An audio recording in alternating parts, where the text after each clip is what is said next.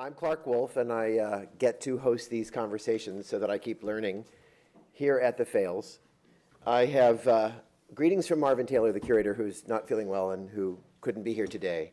And also our beloved friend, Dalia Carmel, who had some major work done, and she's doing great, but she's not out and about quite.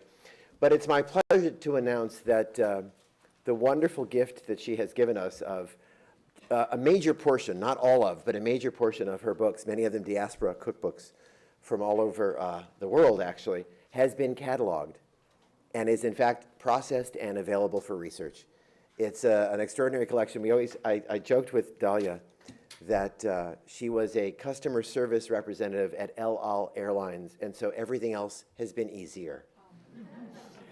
We also have achieved, as I understand, the major work on the processing of the James Beard Foundation papers, their library that they gave to us, and an enormous amount of the Ladies' Home Journal collection as well. We have some other things coming, as well as the major papers of James Beard. Because of what's been built here, and the little collection of papers and letters that I was able to pass along, and that Marvin so brilliantly curated, the University of Wyoming, that got all of James Beard's papers when he died because they were going to do a popular culture collection, decided that we were the place to have it. So we recently received 29 cubic feet, it's library talk, 29 cubic feet of materials, and it was extraordinary to open those boxes and see those week-at-a-glance calendars that were on his desk. When I first came to New York in 1982, he fed me once a week, because he thought I was kind of skinny. And he was a friend from San Francisco. And I would always see those squigglings and those scribblings, and to open a box that's been in Wyoming for 20 years, and to see those squigglings and see that he was going to have dinner with Cecily Brownstone, who, of course, gave us the core of the collection of food studies here, 8,500 volumes and 5,000 pamphlets, is really pretty moving and quite wonderful. We have put on your places a couple of things. One is a giving sheet. Welcome to PBS. We now have some extraordinary papers and books and materials. And this session, come on in, folks. Don't be shy. Oh, be shy, but come in anyway. This session is being videotaped, as you can see by that nice young man there, and archived. And I must tell you, I was very excited to learn that, Roseanne, come on down, we have a seat for you. This is not a game show, it's just a family. These archived conversations are beginning to be used by other educational institutions. How many of you have been to California? All right, the rest of you, there'll be a bus after. In California, Northern California, in Santa Rosa, in Sonoma County, which is where I spend some of the rest of my time, there is a place called Santa Rosa Junior College. They have a culinary program, junior college culinary programs. By the way, have you noticed the economy? Junior college culinary programs are about to be very popular because they're quite good and they're very reasonably priced, of course. They also have a 300-acre farm, Schoen Farm, that has a 6.8-acre organic teaching farm and 40 acres of vineyards, okay? We will be, because of our experience here, helping them to put together the departments of culinary arts, nutrition, and sustainable agriculture. All right, so they've got a temporary space, and it's in a shopping complex in Santa Rosa. The other two restaurants aren't so clean, and so they have these things start to gather that we know here in New York. I think they're called rats. Right. So they had to close the restaurants and the culinary center for 2 weeks. He had heard about our program. He went online and looked at the archives. And he assigned the entire critical topic series to his students. They were to download 3 of them. And Dahlia's, by the way, you've got to know, they were thrilled by it. 3 of the different panels and to write a paper. And he is a friend, but I didn't ask him to do this. Nobody knew about it. It was a question of getting the information out and beginning to have it be used. So we want to say to you that if you'd like to support, if you know somebody who can support, we have papers to archive. And a lot of times, the people who do the processing of these archived materials are grad students. So you're helping a student get a little bit of income. There are real costs to making this all possible. We want to continue to collect more. We want to continue to be able to offer more to the community for research. So if there's a way that you could find to help, please let us know. We're almost to the point where we're a little bit reluctant about accepting more collections because we have to process what we've been given.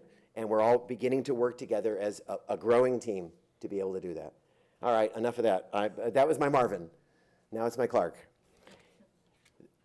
I want to tell you about the next ones coming up. We try every time to have the Critical Topics series be a conversation, I always say, with people who are smarter than I am and know more, and who will make us feel as if there's a world we want to learn about.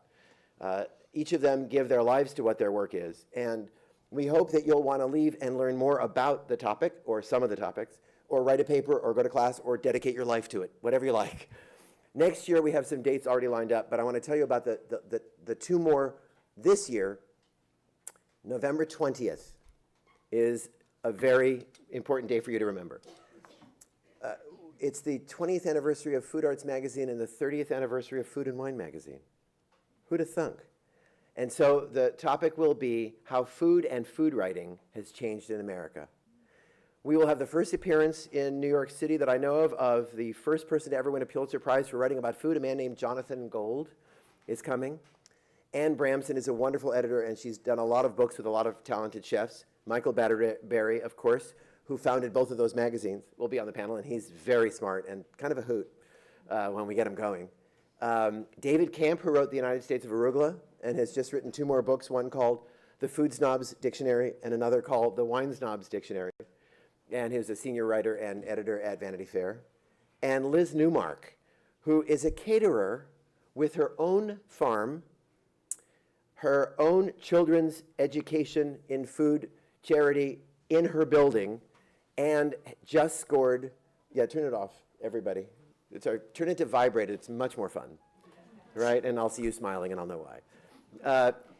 Liz Newmark not only is a very successful professional woman chef in New York with her own business or two, she just took the 20-year contract with the Plaza Hotel for catering. So this world has really evolved. This world has really changed, and it's a very exciting time. Today, we're going to talk about something equally exciting and dynamic. We are in a moment of history and of economic development where selling food off the back of a pushcart may not be a bad idea, right? And so today, as a first-generation American, how many of you are first-generation Americans? Anybody? Yeah? Okay. How many are second? How many are third? How many of you know Nina Pinta and Santa Maria? They're backup singers, right? Okay. We're going to talk about two things because there was a real desire on many people's parts in our kind of family community to talk about, oh, these wonderful immigrant foodways that are disappearing. We always lament. In fact, it's kind of a nice lament, well, you know, with a pastrami sandwich, right? Oh, it's terrible. You can't get these anymore. So we started talking and thinking about it, and what we really wanted to talk about was not just the disappearing foodways, but the emerging foodways, and ways that immigrant foodways, as they emerge in our communities, reflect the way, historically, New York has been a melting pot, and now many people feel a crossroads in a very, very different way. It's an ancient theme, and it touches us all mightily. So before we begin, I want to thank all of the panelists. I want to tell you who they are, and then we'll begin our conversation. You have, by the way, some 3x5 cards. Questions at any time, write them down. Tosca, where are you? She's there. Very nice color. Good, okay. Tosca will go up and down from time to time and gather your questions so that I can clean them up and ask them, or make sure that they get moved into a collection of questions. We will do this nothing like any of the debates that have been held at all, I promise. No negative advertising. I want to begin by introducing the panel. First is what I refer to as one of my favorite culture vultures. She writes for Travel and Leisure. She doesn't seem to be able to write a cookbook that doesn't win awards. Please welcome Anja von Bremzen.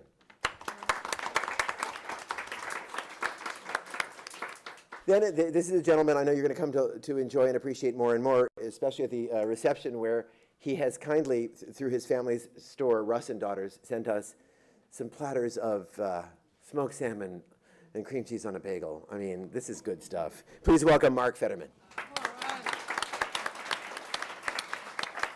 This next gentleman you're going to be seeing more and more of these days. We finally have allowed him onto the main island. Brian Halliwell is the editor and partner in a couple of endeavors that are very exciting. A number of years ago, I was in Northern California, and a friend who retired from finance, which, by the way, is, again, very much in fashion, got together with the people who realized that there were other parts of life that were important and started something in a funny old citrus region called Ojai, California, where they realized that there was a lot of sunshine and good dirt. And so they started a magazine that was serious but not grim, kind of like us, right? Called Edible Ojai. It has spawned a series of wonderful local and regional publications called the Edible Group, or the Edible Collection. And Brian Halliwell has started 3 because we need critical mass here. Edible East End, Edible Brooklyn, much of which, by the way, is very tasty, and Edible Manhattan. Please welcome Brian Halliwell. And then a professor from our department who is here with her class. The class, Jennifer, what's the name of the class? Food and Culture. Food and Culture. If you're in Food and Culture, raise your hand. And if you're not, why aren't you, come on, let's get going. I refer to Jennifer Berg as the Doctor of Peroshki because her PhD really is in this topic. Please welcome Jennifer Berg. We'll get to her in a minute. And by the way, before we begin, I want to mention and welcome Judith Gilbride, who has just arrived. Thank you for coming. Judith is the chairman of the Department of Nutrition, Food Studies, and Public Health. Judith, thank you for being with us. She has also recently finished her stint as the president of the American Dietetic Association. We have some really smart people in the room who are really making a difference in a national, regional, local, and international conversation about what we eat and drink. So that being said, and no pressure, sign your little forms and let's begin. Let's start with Anya. Anya, you travel a lot and you have a good time, don't you? Well, someone has to do it. Yeah, exactly. Anya's always been, whenever I speak with Anya, she's just been to 3 foreign countries that I hope to go to someday. Anya, tell us a little bit about, again, as a writer, because you're telling a story to people reading mostly Travel and Leisure and other publications. How do you see the movement of food? Where does it start from? Where does it go? How do you track down authenticity?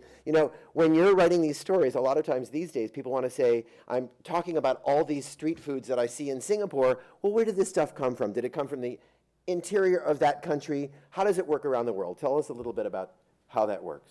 I think we're in a point in history where I've lost track.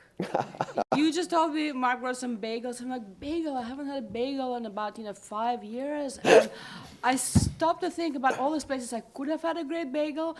And I have an apartment in Istanbul, and there's a bagel shop that's supposed to be really great there.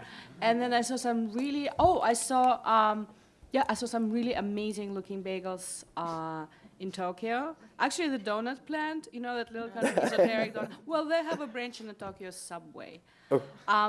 Then I saw there's this very cool Breton crepe cafe that just opened in Paris. And everyone is talking about it because the crepes are so authentic. They use the most esoteric kind of buckwheat flour. They have, the greatest cider makers. So I went to this place. It was really an amazing Breton creperie. And I talked to the owners, and where is the original branch? In Tokyo. And it is true that, and my boyfriend and I walked into this space and I said, this seems like Tokyo to me, because something that is so original and has infused with such connoisseurship and like curatorial love can only exist in Tokyo. Wow. And, this is authenticity for you. I think for me the notion was kind of suspect to begin with, because, I'm Russian, and I go back and forth from Moscow to here to Brighton Beach. And what is more authentic, the communist era food fantasy that Russian, food deprived Russian immigrants erected on Brighton Beach, or the reality of Moscow where people eat a lot more sushi than they eat selyotka, herring. So, I think really with globalization, and for me it's not really a negative thing. It's, the whole notion of authenticity, has completely gone out the window. We're talking about, the grandmothers that, made, hand-pounded, pesto or moles. But, you have to realize what labor costs in Italy. So if anyone is doing pesto by hand, it's probably a Romanian migrant worker. No Italian is going to do it. So I think in the last, ever since I started doing it in the last 15 years, the kind of geopolitical and socioeconomic realities have just changed so dramatically. Immigration has changed. I mean, United Europe has changed that a lot because it's not a place where people immigrate for good, as in, looking for a better life and whatever dream, American English dream. It's much more a place of migrant workers. And what's happening, for instance, with migrant workers in London? 2 years ago, London was full of Polish people. And, kind of young Polish kids, who were not interested in going to authentic Polish dives in London. They wanted whatever. Well, now they're all going back because zloty is almost higher than the pound, than the British pound. The Romanians from Italy are going back. So, and this is all happening. And now with this new economic thing, who knows what's going to happen? I mean, literally, you read something in the news, and the next day, it affects the food scene. I mean, China is another interesting example. There used to be, communist China that didn't have a great food culture, outside of homes. And, you have Shanghainese restaurateurs doing things in California, like, kind of progressing Shanghainese cuisine that you never find in Shanghai. So you have much more progressive Shanghainese cuisine in Monterey Park in LA than you would find in Shanghai. Well, then these guys went back, and then they went back not to Shanghai, and a lot of them went to Hong Kong, and they consulted on Shanghainese restaurants in Hong Kong, and then the trend went back to Shanghai. Take something like bubble tea, that tea that you slurp. It went from Taiwan to Vancouver, again back to Hong Kong, and then to New York. So, I mean, there's authenticity for you. Thank you. Is it like a very rambling way of... No, that was actually perfect. My eyes are now permanently crossed, right? We're fine. We're going, Tosca and I are actually going to Campania tomorrow. And we're going to visit Naples, and we're going to see pizza. And I was thinking about this the whole time. We went to Obica yesterday on 56th Street. It's a mozzarella bar. They fly in mozzarella di bufala and smoked mozzarella, and also mozzarella di bufala from Vermont, of course, the other traditional origin. And so we're trying to do some homework because again, in Northern California, there's a lot of pizza going on, and it's the Naples style, and everybody brags about its Tuscan oven. So I was asking Tosca, let's do some research before we go, and what she read to me today was that San Marzano tomatoes that are really very much part of that whole tradition of really deep, rich, flavorful sauce were given they were a gift from the King of Lima to the King of Naples a couple of weeks ago. All right? So the trajectory was a little slower because, cab fare was really high in those days. I want to talk now and go on to Mark, whose family for 3 generations has just been doing it. So Mark, I want you to tell us a little bit about your family story. Not all the family stories, but some of the good, the clean ones. And also, your store to us feels very fresh and very present in New York today. Does it feel to you guys as if you're holding on to something or just participating in the present? Do those historical moments clash, or is it just a continuum that you live in? Maybe I can answer this with an anecdote. A couple of years ago, I was on vacation and came back after 2 weeks, and with the normal anxieties, the store's still there. Have they done permanent damage? I had turned it over to the hands of the next generation, my daughter and my nephew. Having taught them, spent some years teaching them a good fish from a bad fish, a good customer from a bad customer. And, they look very much alike. And I declared myself emeritus, not knowing what that meant, but it sounded great to me. So I came back, and the store seemed to be in pretty much the same shape as I had left it. With the exception, I noticed on the counter they were promoting a sandwich that they had created, my daughter and my nephew.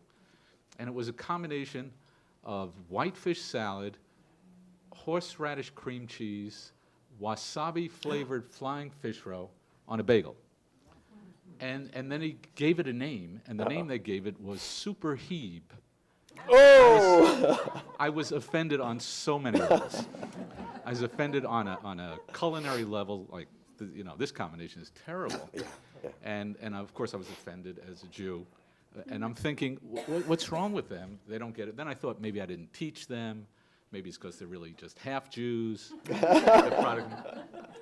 And so, of course, I said to them, I mean, what's wrong with you? This doesn't work. I mean, this is just so not Russ and Daughters. So we're the traditional store. If, a person in their 80s or 90s can come down to the store or send their children or their grandchildren or their great-grandchildren and tell them what kind of fish they want, what kind of herring, and where to find it in the showcase, and it'll be there. Yeah. So this was so out of, I mean, we do sandwiches, but it's pretty much bagels and lox. Right. So this was out of that whole traditional thing that I had been making an effort over the last 30 years to hold on to. It's very difficult to do that in a city with changing taste. Just about everything changes every moment. So I told them, and they did what they always do. They just ignored me. and they continue to sell this sandwich. I continue to be frustrated by this.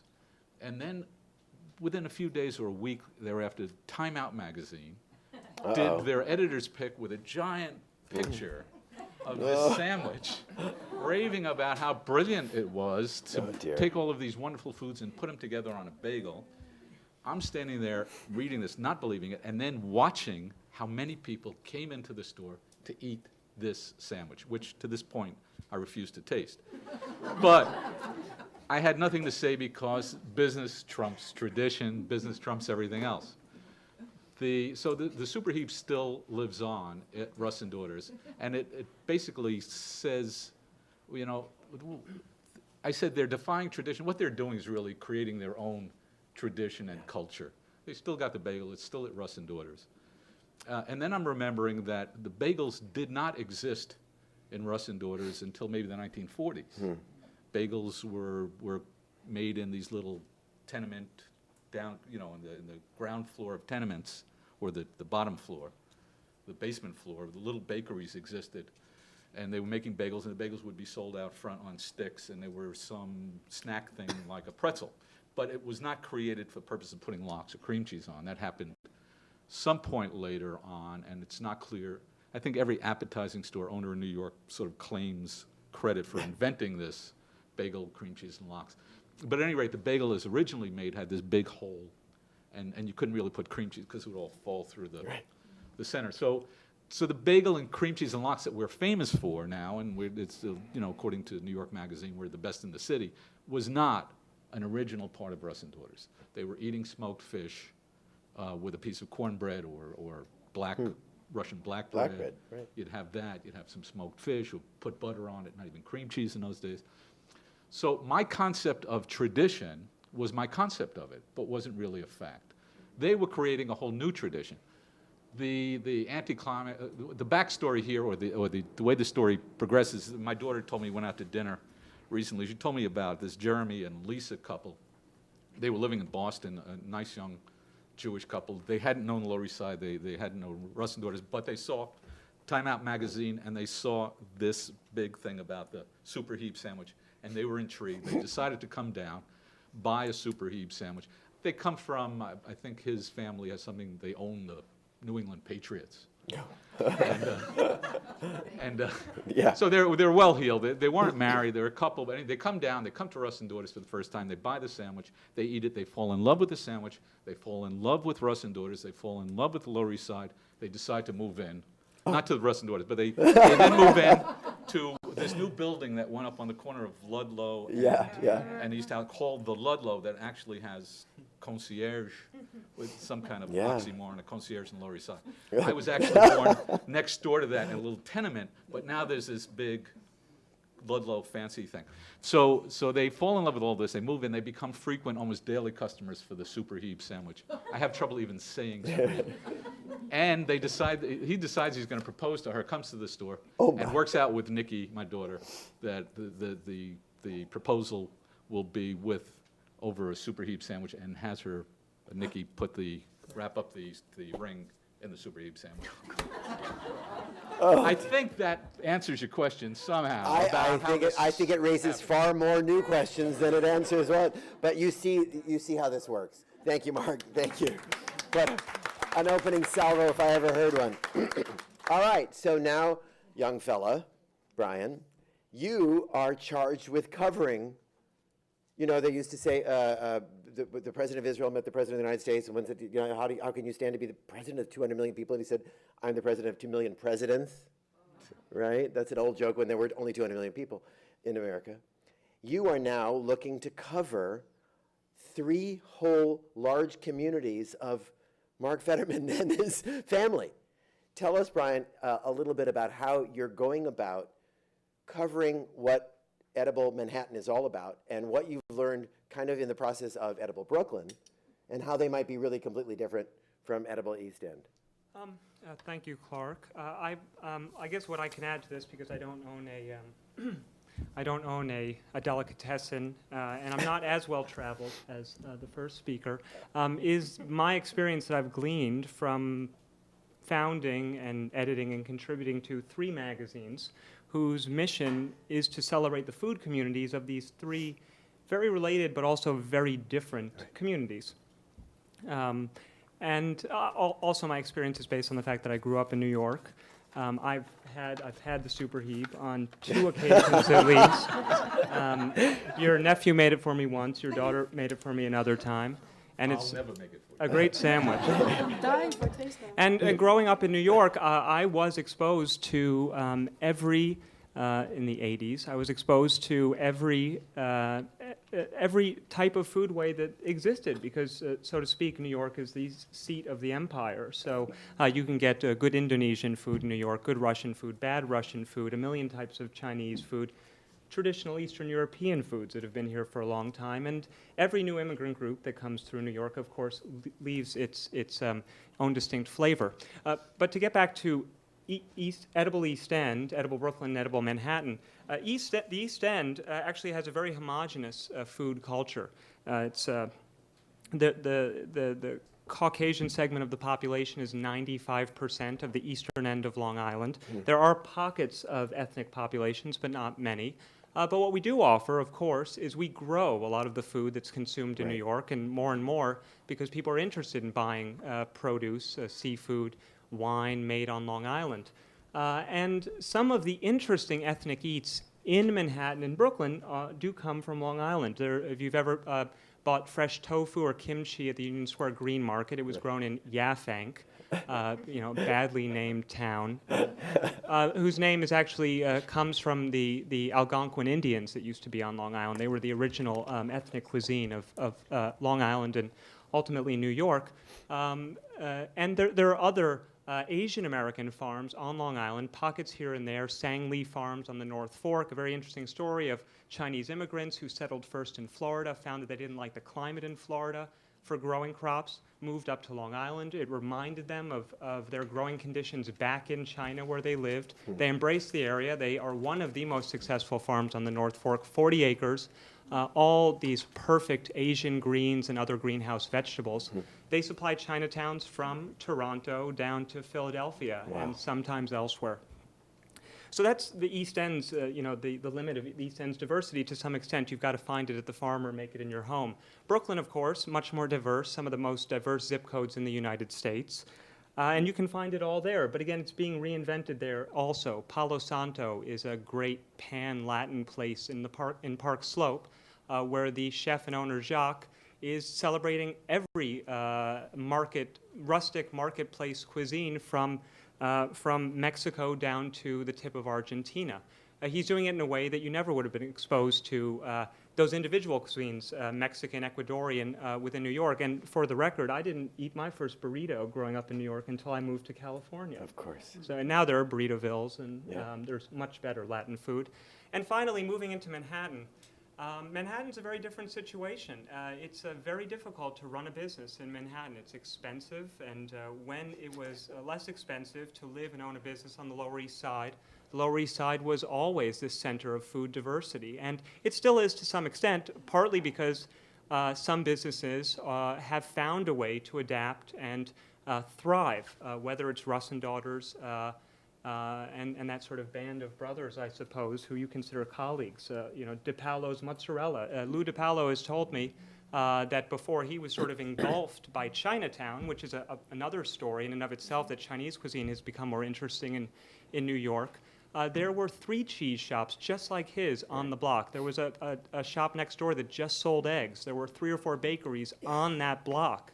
And there were lots more people down there supporting those sorts of businesses. So people have had to adapt, whether it's expanding, whether it's throwing up a website and shipping your stuff around the country, or as what's happened with Ohrwasser's Bakery, which has recently been is under new management. This is an old Eastern European bakery on on 78th Street, I think. I don't know if they have another location. Yeah. The person who's taken it over realizes that New Yorkers have been exposed to a world of bread, and they're not just interested in rye bread and pumpernickel anymore. So he's got a starter for a ciabatta.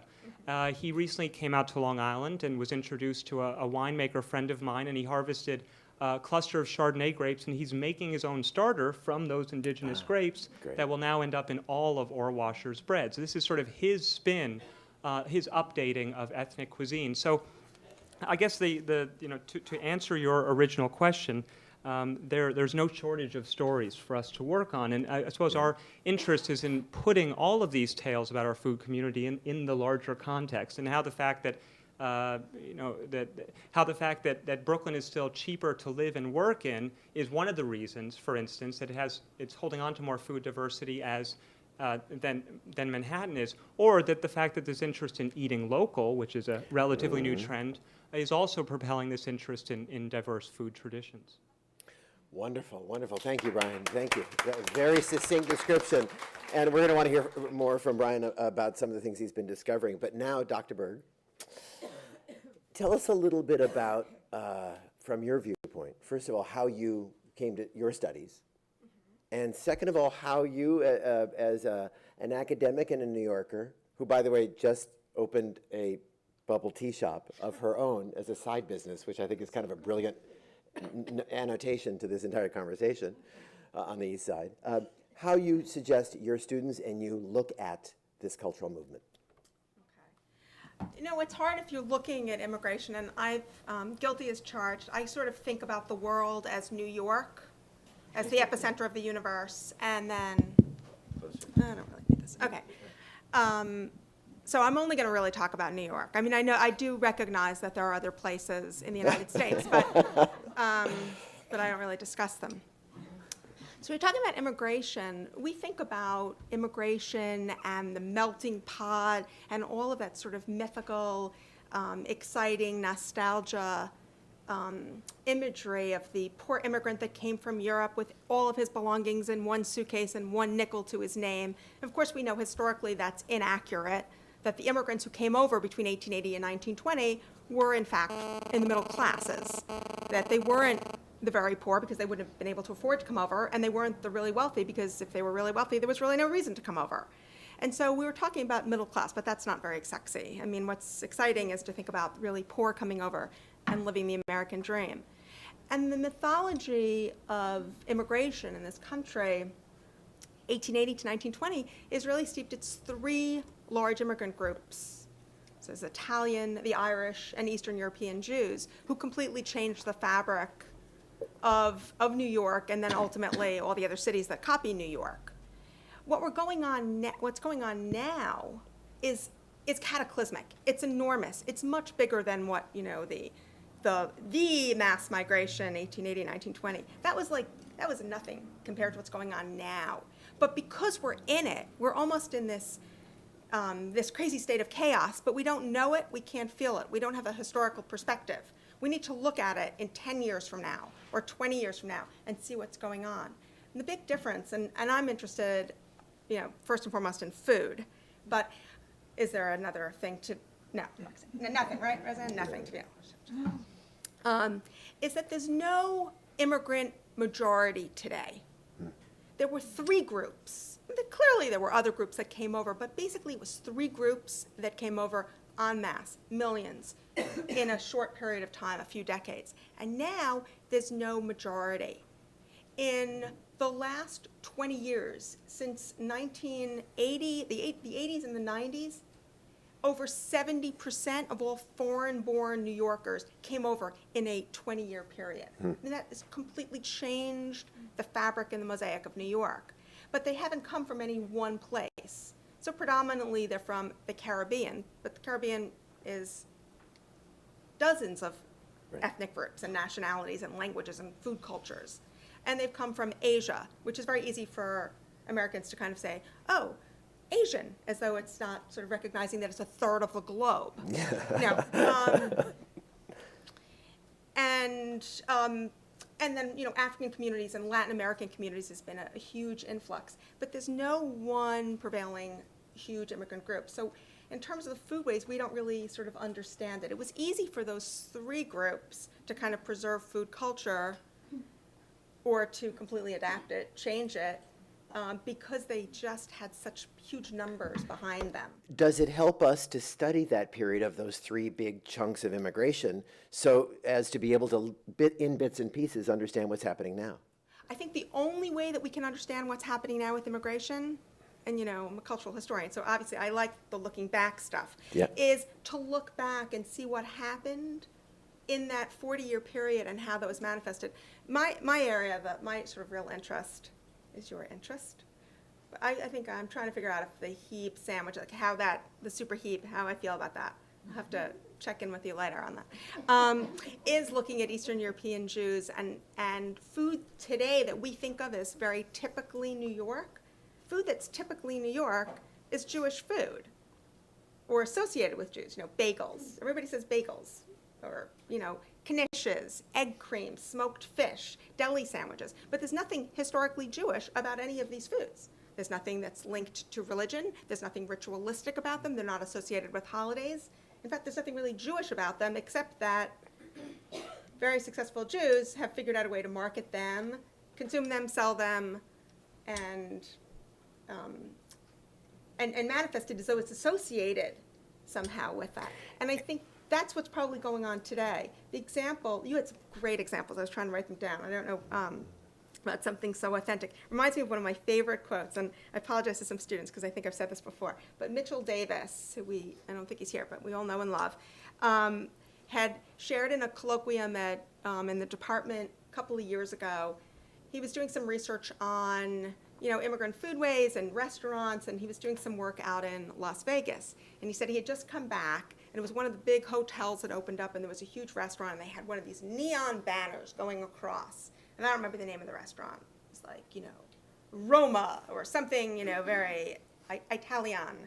And it said something like, Italian food so authentic, you'll think you're in New York. You know? That's so funny. And I think that sort of says it all. It does. Thank you, Jennifer. Thank you. That's wonderful. You know, that's actually very interesting. I've just begun working with a client who has some Italianate restaurants in New York, and he's talking about doing other installations in other parts of this country and other countries around the world. And I explained to him, and he understood immediately that it would not be appealing to have a New York Italian restaurant these days. Red sauce Rayos brought to Vegas, not so good. But an Italian restaurant from New York is a different animal altogether. All right, so I want to begin the conversation with all of you by asking you a question. And by the way, if you want to ask some questions on your cards, now's the time to do it, and Tosca will come collect them. Let me begin by asking each of you, is there a particular food tradition in New York that you would like to see preserved, besides, of course, the superheeb, or Jewish families ordering Chinese takeout with lots of pork on Sundays, you know, that other one? No, let's start with you, Anya. Is there a particular food tradition that you love experiencing in New York that you hope will stick? Not right away. I mean, I think it's kind of shocking to me how Manhattan has changed, how inaccessible it has become. You know, how sort of what immigrant can open a shop here. I mean, it's kind of this whole notion is ridiculous. I mean, I guess people do. They have carts, whatever. But you know, well, I feel already nostalgia for Manhattan all right, as a place where, you know, where people could do anything. Can you remember back to maybe when you first came to New York and something that you really loved? I mean, you know, if you compare, for instance, you know, the Chinatown and Flushing, you know, it's completely different. You know, the Manhattan Chinatown seems just so gentrified. You know, everything seems so gentrified. So is there something? It's difficult, I mean, I spent a lot of time in London as well. Yeah. And London, I mean, New York looks like a parochial white bread community compared to London. I mean, there's just like there's just so many more immigrant groups. There's so much more flux. And they come and go. I mean, half of Italy right now is working in trendy restaurants in London. I mean, half of the chefs are Italian, who are just kind of on stints. And what they have that's amazing are the street markets. Yeah. Where everyone from like Japanese hipsters that do like some fancy okonomiyaki version, like art school students, to like Ethiopian grandmas, to Polish DJs, they all come and they set up the stalls, selling food, and only the permit, it only costs like £50, about $100. In New York, you can do everything. In New York is really kind of bureaucratic and complicated. Tell me about it. So it's like there's so little, spontaneity and. All right, so I'm going to get this out of you if it kills me. Is there something in Flushing? Is there something in Astoria that you really hope will continue and be preserved? I mean, I love all these kind of nostalgic old world, the Greek places of Astoria, the diners. They feel like museum pieces now, but one would be very sad if they weren't. All right, it wasn't easy, but I got it, right? Okay, so Mark, I mean, and Russ and Daughters is not going anywhere, so you have to pick something else. Actually, there are some of my friends and customers in the store. They'll know my answer. If you're asking what food tradition should be preserved, the answer is herring. Okay.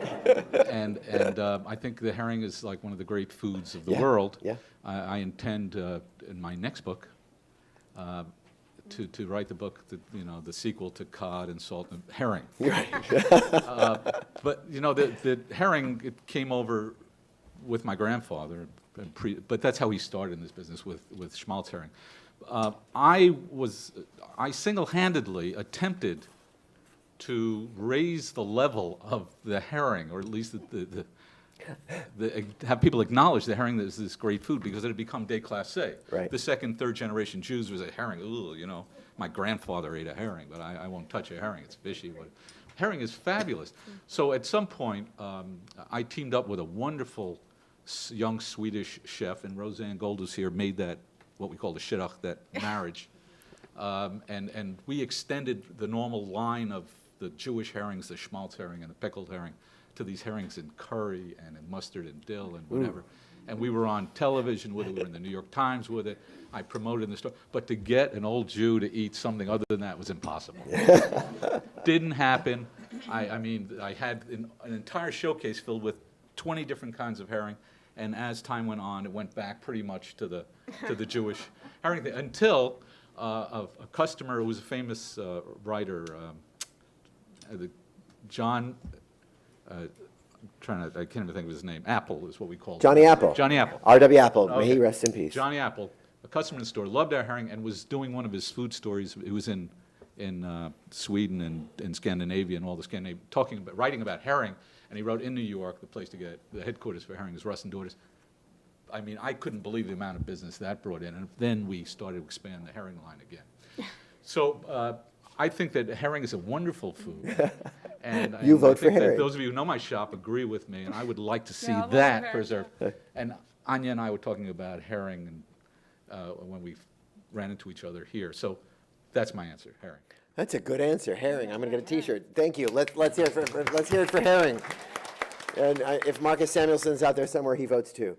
Brian, you've been looking a lot, and you have a lot of perspective. What do you want to see preserved? I'm going to name another seafood, at least for part of my answer, oysters, a very old New York tradition. And I'm very grateful to be able to go into the Grand Central Oyster Bar, which is unique not only in New York, but nationwide, in the sense that at any given time they've got 5 or 6 dozen types of oysters that you can, they'll shuck right there for you.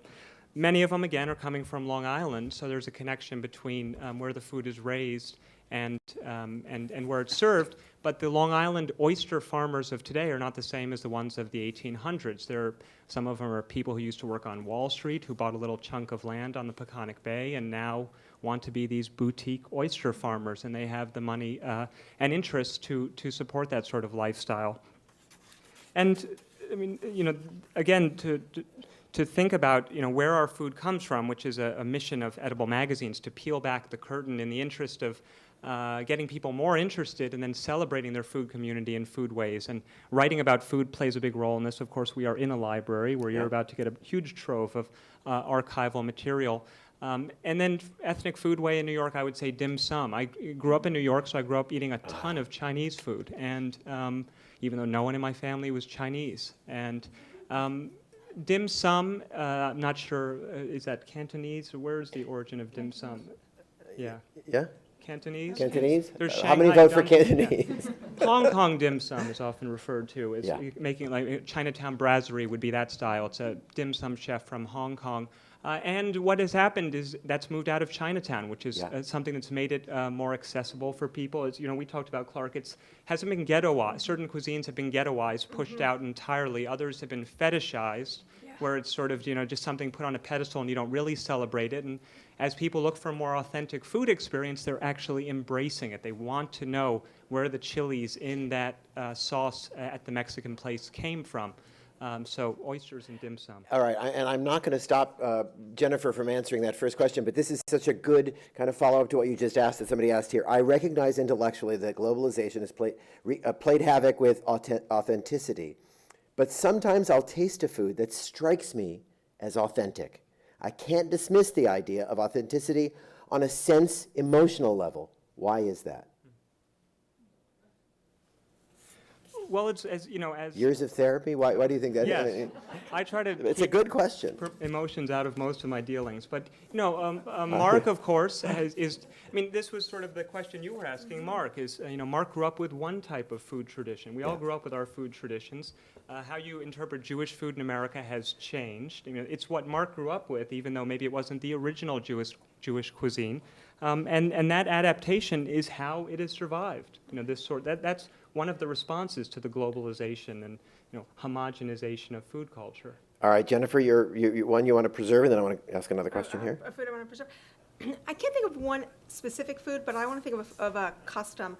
I think street food is critical to New York on a variety of so many levels. I mean, when we think about 100 years ago, New York City and the pushcart peddlers, and that was the livelihood for so many people, and that's what it is today. And it's big politics and all of these government regulations have made it so complicated. But the greatest food that we can have is what we get on sneaky little carts tucked away in corners in the outer boroughs. And I think that that's a preservation. I mean, it's taking politics aside. That's what we have to preserve. It's not whether it's the perfect tamale on the corner of Roosevelt Avenue and 82nd Street, which is really A very good tamale. quite perfect. Yeah. But it's the concept of it being there. The process And we have to rally around it. The people who own these street carts, and not the really elaborate ones with the full kitchens that we see in Manhattan, but the little tiny ones with one burner that we see in the outer boroughs. These are the immigrants who were retelling a story that existed 100 years ago. As New Yorkers, we have to preserve that. All right, here. It's like globalization, because the ladies on Roosevelt Avenue are Ecuadorian that are doing Mexican-style tamales from masa, from instant masa, and they when you ask them, have you had tamales like this in Ecuador, they say no. And they're hired by some other Mexicans, so there you go. All right, well, so then this follows up to all of this. How do you think New Yorkers focus on being a melting pot or a crossroads? And this is all of New Yorkers. How do you think this affects New York as its own distinct place with its own distinct food culture outside of a melting pot?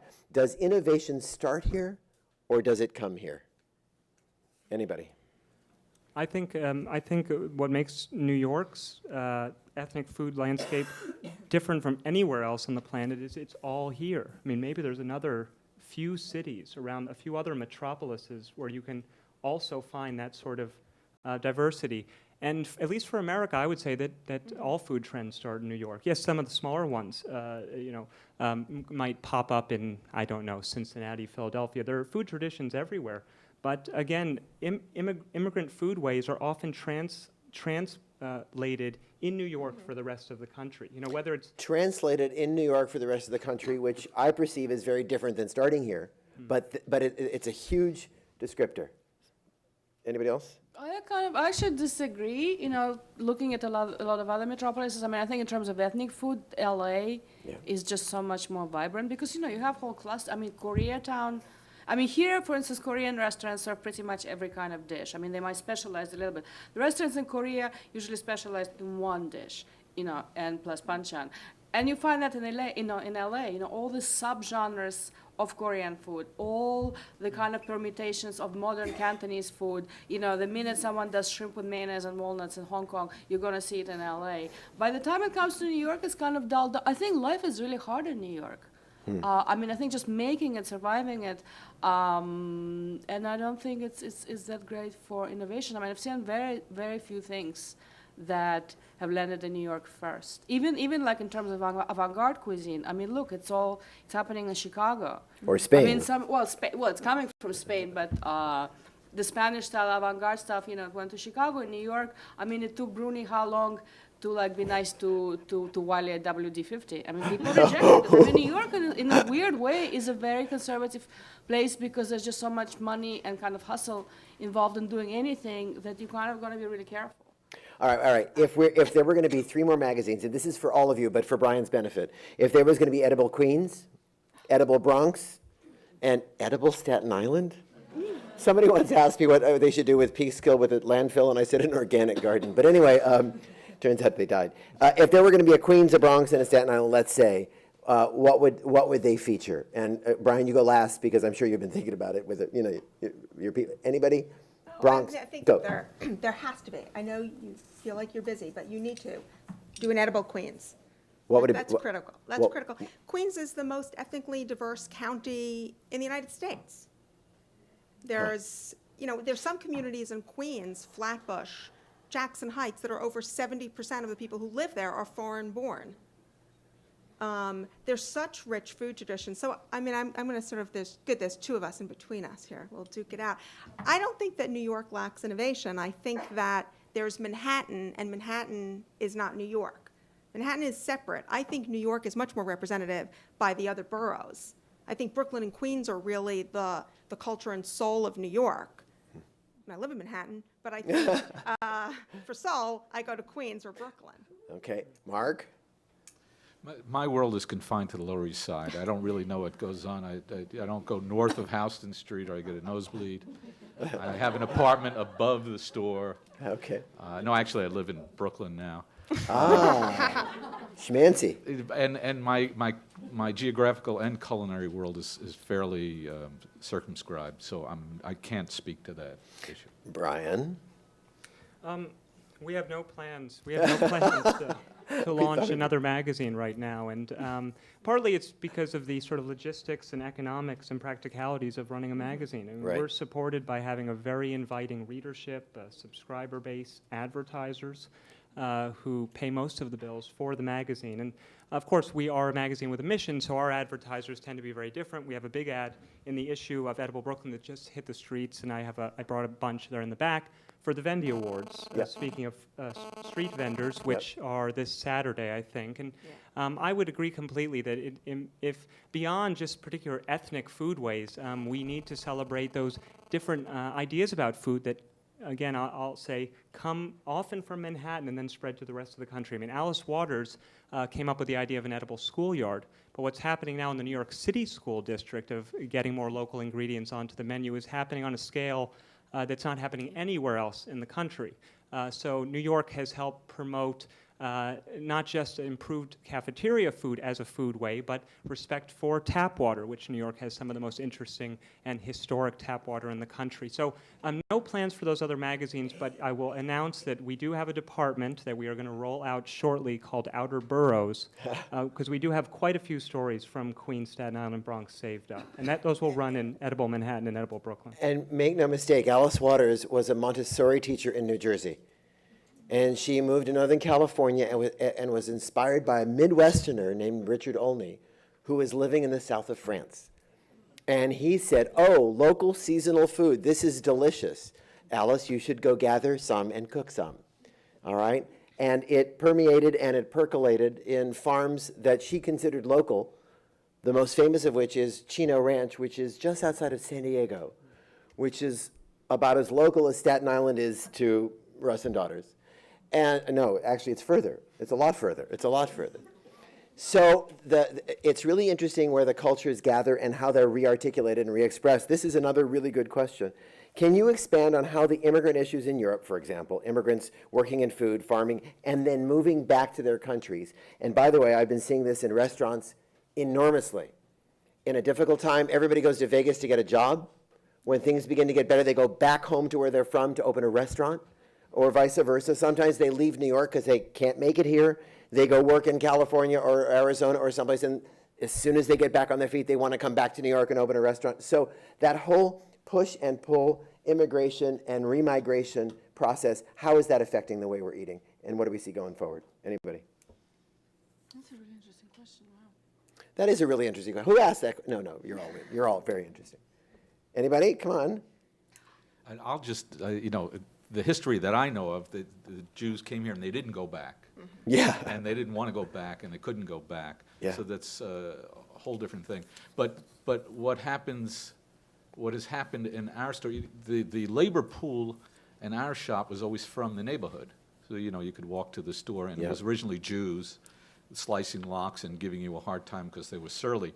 But then the various immigrant groups came, and they settled in, and they did not seem, particularly the Latin groups, did not want to go back, but instead would branch out from working in the kitchen, Russ and Daughters, to opening a bodega in New York.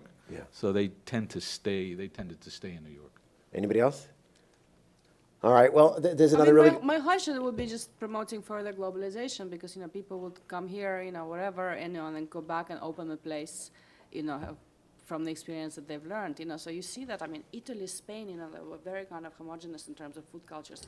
Suddenly, there's all this kind of foreign places. It's creeping in. I mean, Europe feels unbelievably more like a continent than it even did 2 years ago.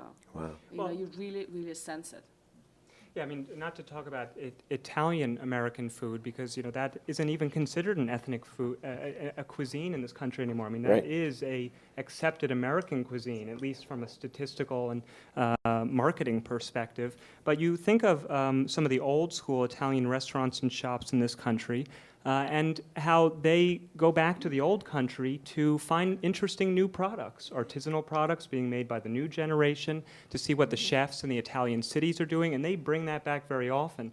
Again, I don't know about people who, it's mostly a sort of a Marxist phenomenon when someone working in a kitchen makes a good living and then wants to bring that money back to their home country and start something there. I don't think it's so much about sharing foodways. But as a result, Italian cuisine in this country has been updated. Partly by bringing back new traditions from the old country. And isn't it true that a couple of the awards for the best cooking in Italy just were awarded to people from India and from Spain and from other places who are the masters of Italian cooking in Italy? The last question that I want you to all answer, because I want us to be able to have some time to visit with each other in the reception across the way. Everybody asks the same question. Red Hook, we're all talking about all these wonderful places, and something wonderful happens in New York. Everybody discovers it. New York Magazine does a full-page picture, and according to some people's perception, it's ruined, whether it be by the health department or by their grandchildren, or you know what I mean, or Johnny Apple writing a story. But how do we preserve? What is your thought about the balance of exploring and exploding and sharing these foodways and preserving and keeping them good? I think it's such sort of American imperialism. We're here and we want to have like the perfect, I hate the word authentic. I can't even say it. I can say superheat sandwich better than I can say authentic. But that's what we want. And it does feel very imperialistic. It's that we want to have like the perfect dumpling in Flushing, Queens, or we want to go to Red Hook and have sort of the very charming, perfect Latin meal with nobody speaking English, and it ruins it for us when New York Magazine profiles it and suddenly other people come. And then it's not just my secret little find in Red Hook, but other people have it. And it seems so very perverse. I mean, the best thing that could have happened was a lot of people come. I mean, if we think about those families that were struggling in Red Hook, the best thing for them was to have a lot of people come and spend more money and get them out of an economic slump and help them grow, just like we wanted immigrants to do that. Our ancestors, except for those who came over on the Nina Pinta and Santa Maria, I think you had a few of those, except for them, we wanted that for our ancestors. Why don't we want that for the the current immigrants today. It's somehow, it becomes less precious if New York Magazine or Time Out writes about it and other people go. Obviously, this is a pet peeve. No, I agree completely. I was It's wonderful. I went to Red Hook, the ball fields for the first time last week with actually, there are a couple of edible staff members in the room. Rachel Graval, who's our events director, is here. She showed me there. She lives nearby. And Katie Sweetman, who does design work for Edible Brooklyn, is also here. And I thought it was alive and well. That was my first time there. Edible Brooklyn wrote about that a while ago, long before New York Magazine did. And I think we inspired a bit of a stampede towards it when we wrote about it. But that's how these food traditions get preserved. I mean, this is a very old, but it's sort of the slow food principle, which is you have to eat it to save it. And that happens for particular types of crops that are becoming extinct or particular food traditions that you need to you need to patronize and go support, otherwise those people don't stay in business. So it has to become popular. Again, the question is, will it become popular, commercialized, homogenized, and then it loses its identity, or are people getting more literate about food and they want to preserve that diversity? You know, I'm glad you brought up slow food because it hadn't been brought up, and I think it's a way to kind of finish the conversation and continue it. In San Francisco, there was a thing called Slow Food Nation, and it was a weekend gathering, and the local publications touted the fact that 50,000 people came together, 50,000 people, right? That's lunch, to celebrate and to come to slow food in San Francisco. The same weekend, 65,000 people went to the Blues Festival in Oakland. You know what I mean? Hello. And what I was struck by was, I joke about the fact that in Italy, where there's a slow food event, it's Italians, people from all over Europe, fighting about the nuance of very specifically, basically agreed upon fundamentals. And in America, where you get 30 slow food people together, 15 minutes into the conversation, half of them want to leave and start a new company and start marketing the new idea. You know what I mean?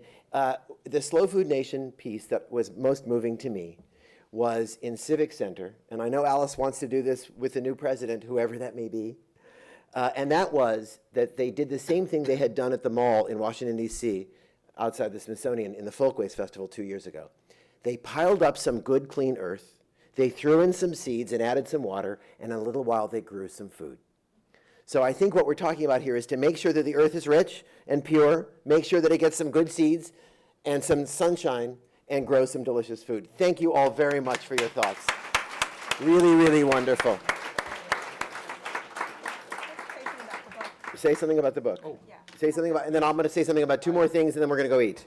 Okay, I've segued from herring into to writing, so I was asked to write a chapter in this book, and Jenny Berg has also put a chapter in. And this is a wonderful book about New York and food. It's academic, and there's stuff that's totally unacademic for me. And this will be out on the book stands in about a week or two. The two editors Are here. and you can talk Raise to your them, hands, Jonathan raise your hands. Deutsch and Wonderful. Annie Thank you for coming. Lawson. And I think you'll all find this very interesting. Okay, let me mention, and everybody else have a little word. Next year, the 3 topics. On March 5th, we're going to be talking about the feast. And we have Marlena Spieler, who writes about the edible feast. We have Scott Peacock coming from Decatur, Georgia, about the Southern feast. Tosca, who else?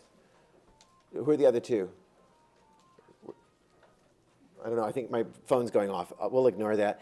And then in June, we're going to revisit farming, and Gus Schumacher is going to be bringing his family journals and photographs from when they were farming on the Upper West Side of Manhattan 100 years ago.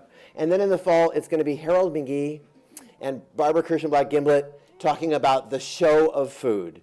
So I think it should be very exciting. On December 3rd, Marvin and Marion Nessel are going to host my book launch, which is American Cheeses, that I've written for Simon & Schuster and been working on for only a decade. And it's really about cheese in this country, and in the last 30 years, how it has evolved into, you should excuse the expression, a culture. Any other things you need us to tell us about? Anya, what's your next book? What's your last book? I mean, they're all really wonderful. From the Table, the Russian book is just wonderful. What? The last one is on Spain, the new Spanish table. Oh, you've got to get this book. I am sure it'll be valuable. And Brian? It's worth mentioning that the wine we're going to be drinking Yes, is thank you. from Wolfer Estate in Sagaponack, made by a German winemaker who emigrated to this country only 20 years ago. And sometimes Wolfer Estate makes Gruyere. You should know that. It's He, important. that was one of his other sort of alpine European food traditions. that It's he in my brought. book. How do you like that? In the other room, where you will join us and we'll hang out and we'll have a nibble, first of all, those beautiful lox and bagels are from Russ and Daughters. Let's hear it for that. Absolutely.